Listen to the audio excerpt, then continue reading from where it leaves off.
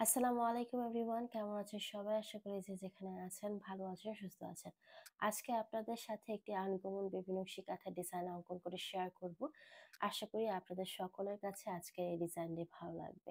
আজকের এই ডিজাইনটি কিন্তু এর আগে কখনোই আপনাদের সাথে শেয়ার করিনি, তাই ভাবলাম আজকের ডিজাইন আপনাদের কাছে একটু আনকমন লাগতে পারে। তাই ভিডিওটি সম্পূর্ণ দেখে আপনারা আপনাদের কমেন্টস জানাবেন যে আপনাদের কাছে কেমন লেগেছে। তো প্রথম পর্যায়ে আমি কাঁথাটিকে ভালোভাবে পেতে নিয়েছি। এখানে কিন্তু আমি ২ গজ কাপড়টিকে ভালোভাবে ভাঁজ করে নিয়ে সাইড সেলাই করে এরপরে কিন্তু ডিজাইনটি অঙ্কন করে নিচ্ছি। কাঁথার মাঝখান থেকে আমাদেরকে বক্স তৈরি করে নিতে হবে। ৩ টা লাইন বিশিষ্ট আমরা বক্স তৈরি করে নিয়েছি। তারপরে বক্সের এক কোণার অংশটুকু থেকে অর্ধেক বৃত্ত অঙ্কন করে নিতে হবে। আপনারা হয়তোবা স্ক্রিনে দেখলে বুঝতে পারবেন যে কিভাবে আসলে তৈরি করতে হয়। ডাবল লাইন দিয়ে কিন্তু বৃত্তটি কভার করে নিতে হবে, হাফ বৃত্ত। আর এরপরে যেই বক্সের সাইডের অংশটুকু থাকবে সেখানে আবার ৩টি লাইন দিয়ে নিচ্ছি। প্রতিটি লাইনের গ্যাপ থাকবে হাফ ইঞ্চি।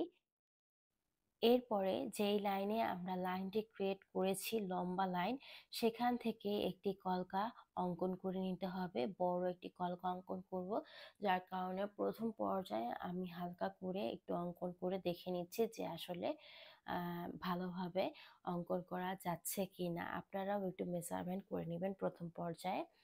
এরপরেই ডিজাইনটি অঙ্কন করে নিবেন। এরপরে আপনাদেরকে এক এক করে ডিজাইনটি কমপ্লিট করে নিতে হবে।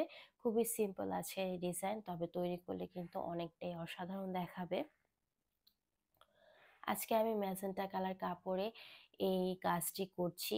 আপনারা কিন্তু চাইলে সাদা সুতার কম্বিনেশনে এই কাজটি করে নিতে পারেন। এখানে আপনারা দেখতে পাচ্ছেন ছোট ছোট পাতা দিয়েছি, এটি কিন্তু আপনারা ভরাট করে দিতে পারেন, তাহলে দেখতে ভালো দেখাবে। এখানে আমি ছোট ছোট বক্স অঙ্কন করে নিচ্ছি। এই বক্সগুলোর মাঝখান থেকে আপনারা ছোট ছোট চেন সেলাই দিতে পারেন, সেক্ষেত্রে কিন্তু আরো একটি ভরাট দেখাবে আপনাদের কাঁথাটি। এই যে মাঝখানে দেখতে পাচ্ছেন ছোট পাতা দিচ্ছি, এটিও আপনারা ক্রস স্টিচ দিয়ে ভরাট করে নিতে পারেন।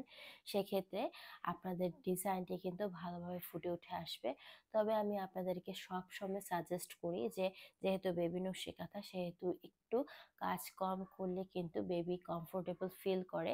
একটু ঘন কাজ হলে কিন্তু বেবিদের ওড়ানোর কাজে আপনারা ইউজ করতে পারবেন, কিন্তু রাফ ইউজ কিংবা এখানে সেখানে গেলে কিন্তু আপনারা এই কাজটি সচরাচর ইউজ করতে পারবেন না। তাই আমি আপনাদেরকে সবসময় বলি, যেহেতু বেবি কাঁথা অবশ্যই কাঁথায় স্টিচ দিয়ে কমপ্লিট করে নেওয়ার চেষ্টা করবেন।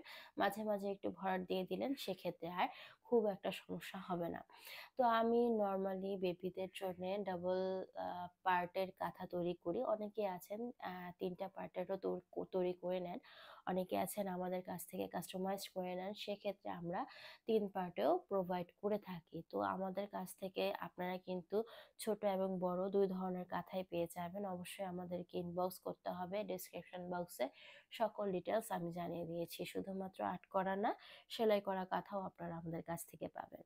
তো আপনাদের সাথে কথা বলতে বলতে কিন্তু কাজগুলো প্রায় কমপ্লিট হয়ে গিয়েছে। দেখতেই তো পারছেন কত সুন্দর করে আমি এই কাঁথাটি তৈরি করে নিয়েছি।